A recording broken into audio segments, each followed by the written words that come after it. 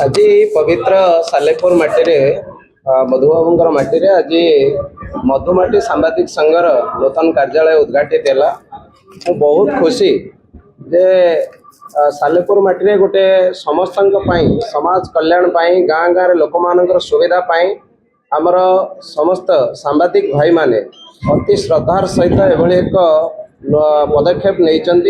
एवं भल कार्य आरंभ करिसेंती। आ सालेपुर माटी जो गौरव भारत वर्षर उत्कल गौरव मधुबाबूंकर कथा कहे आउटी सिद्ध पुरुष हाड़ीदासंकर कथा मधुबाबूंकर मैत्रींकर कथा आपने जानी सत्यमापुर में तेणु पवित्र माटी नाम ये एक सम्मान माने समस्त भल हाँपाई करने आपण मैंने आगे निरपेक्ष भाव में आउ बेसालिस भाव में माने आउ गोटे स्वाभिमान भाव में कम होती यहाँ गोटे स्वागत योग्य और आपर समस्त मंगल कामना करुच्ची साधुवाद ज्ञापन करुच्ची निश्चित भाव में जहाँ राज्य सभापति सुंदर भाव में आपण विभिन्न दिग उपर कहले निश्चित भाव में आम समस्ते एक ही रहिले समाज कल्याण हम आग को जबार समस्त सहयोगी हवा आ तार मुख्य होती आपण मान द्वारा ही सब खबर समाज रे जाइए पहुँचे तेणु आपण जिते भी साधुवाद देवी कम हम आपर बहुत कष्ट श्रम स्वीकार करके काम को आगे नहीं जहाँ बहुत बहुत साधुवाद धन्यवाद ज्ञापन करुच्चे आपने कार्य को आगे नियंतु। सांबादिक संघ मधुमाटी सांबादिक संघ दीर्घजीवी हो तार उत्तरोत्तर उन्नति कामना कर। आज सालेपुर रे मधुबाबू जगार मधुमाटी सांबादिक संघ आत्मप्रकाश करवा और तार गोटे निजस्व गृह ऑफिस कार्यालय उद्घाटन है। ये आम गोटे अपूर्व समन्वय थिला बोली कह बहु विशिष्ट व्यक्ति ये उपस्थित अच्छा साधु सत ठार आरंभ कर शिक्षाविद पर्यंत अंचल विशिष्ट व्यक्ति मैंने अच्छा तेणु ये गोटे नुआ अध्याय आरंभ है सालेपुर सांबादिकता क्षेत्र में। मेन कथा आज आम आलोचना कले सांबादिक मान समस्या किभली भाव में विशेषकर ग्रामांचल जो सांबादिक बंधु मैंने अच्छा से समस्या प्रति सरकार बदलुची व्यवस्था बदलुची अवस्था बदलुची यहाँ था आज समावेश सब बड़ उद्वेग जो सरकार परिवर्तन सांग को सांबादिक मान जो सब प्रतिश्रुति दि जाऊँगी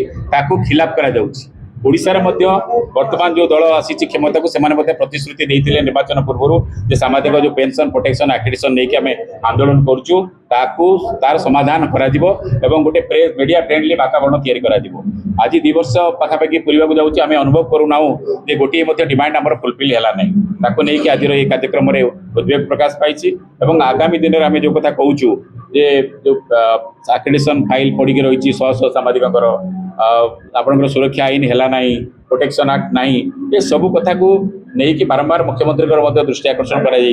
तेणु कौन सी कथा है तेणु आगामी 1 तारिख मे 1 तारिख दिन सांबादिक मन पक्ष राज्यव्यापी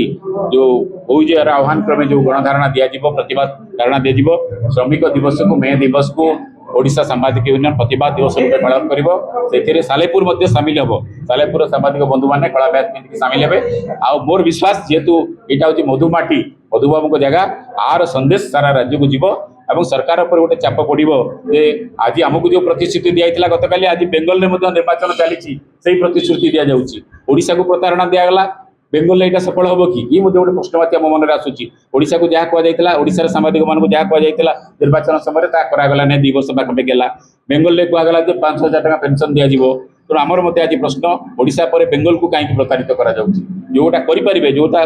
दल द्वारा संभव सरकार द्वारा संभव से भाई कथा कहु अनुधान करें किसी नुआ डिमांड सरकार निकट रखिलु जो गुड़िक भारत वर्षर विभिन्न राज्य में कार्यकारी होची 18टा राज्य में पेंशन होशार कहीं पार सामाजिक सुरक्षा अभाव सामाजिक मान जो अवस्था अच्छा